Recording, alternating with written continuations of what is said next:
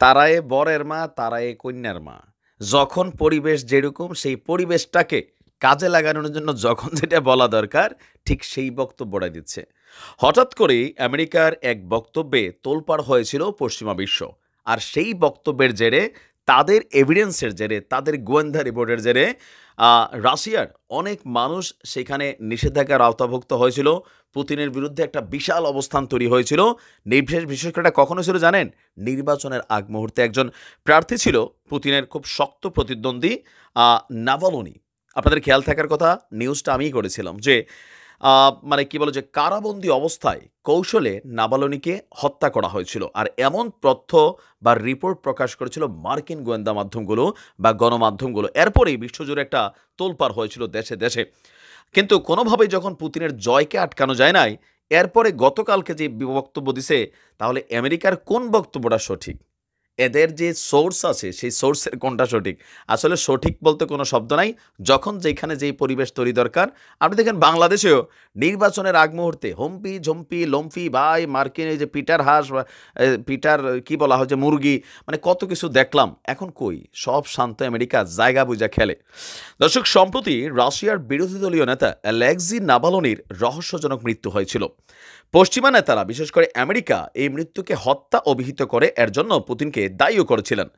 তবে মার্কিন গোয়েন্দা সংস্থাগুলো গতকালকে যে তথ্য দিয়েছে পেন্টাগনের বরাত দিয়ে, যে নাভালোনির মৃত্যুতে নাকি পুতিনের কোনো সম্পৃক্ততা নেই। গত কয়েকদিন আগেও যে আমেরিকা বলছিল যে পুতিনের নির্দেশেই এই ঘটনা ঘটেছে, এখন আবার তাদের গলা দিয়ে আওয়াজ আসছে যে তাকে, মানে ওই রাজনৈতিক নেতাকে হত্যার কোনো নির্দেশ দেয়নি পুতিন। মার্কিন গোয়েন্দা প্রতিবেদনের বরাত দিয়ে আপনার এই খবর প্রকাশ করেছে আন্তর্জাতিক গণমাধ্যম, তাদেরই গণমাধ্যম ওয়াল স্ট্রিট জার্নাল।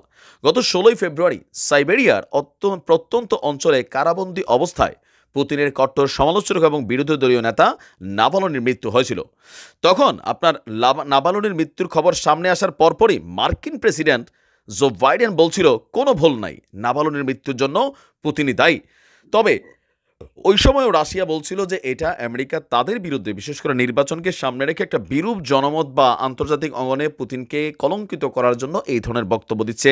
এবার প্রায় 2 মাসের তদন্ত শেষে মার্কিন গোয়েন্দা সংস্থাগুলো বলছে নাভালোনিকে হত্যার সরাসরি নির্দেশ দেননি পুতিন, তবে কি কারণে বা কিভাবে তার মৃত্যু হয়েছে তা উল্লেখ করা হয়নি। এদিকে মার্কিন গোয়েন্দা প্রতিবেদনগুলোকে পুরোপুরি অনুমান ভিত্তিক বলছেন ক্রেমলিনের মুখপাত্র দিমিত্রি পেসকভ। তার মধ্যে প্রতিবেদনটা খুব একটা মানসম্পন্ন নয় এবং এতে গুরুত্ব দেওয়ারও কোনো কিছু নেই। মার্কিন এই অনুসন্ধানকে আবার আমলে নেয়নি এতদিন যারা বাইডেনের কথা লাফাইছিল নাভালোনির অনুসারীরাও। নাভালোনির সিনিয়র সহযোগী তারা বলছেন এই প্রতিবেদনটা নির্বুদ্ধিতা সম্পন্ন এবং হাস্যকর। যুক্তরাষ্ট্রের দীর্ঘদিনের অভিযোগ ছিল যে রাশিয়ায় বিরোধী দলীয় রাজনীতিবিদদেরকে পুতিন প্রশাসন টেকনিক্যালি সাইজ করছেন। এতদিন যারা আমেরিকার প্রতিবেদন বা বাইডেনের বক্তব্যকে নিয়ে বা আমেরিকাকে ব্যাকআপ মনে করে রাশিয়াতে লাফালাফি করছিল, তাদের জন্য বড় একটা বদনাজনক দুঃসংবাদ হচ্ছে যে আমেরিকা মুহূর্তের মধ্যেই 2 মাসের মধ্যে অবস্থান বদলেছে। তবে প্রেক্ষাপটটা হচ্ছে নির্বাচনের আগে এবং নির্বাচনের পরে। এখন এদের কথায় আসলে কি ভরসা আছে?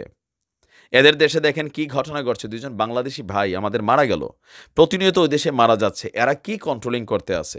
সারা বিশ্বজুড়ে তোমরা অস্থিতিশীল পরিস্থিতি তৈরি করবা আর তোমরা এখানে ঘরে বসে শান্তিতে ঘুমাবা, এটা তো প্রকৃতির বিচার হইতে পারে না।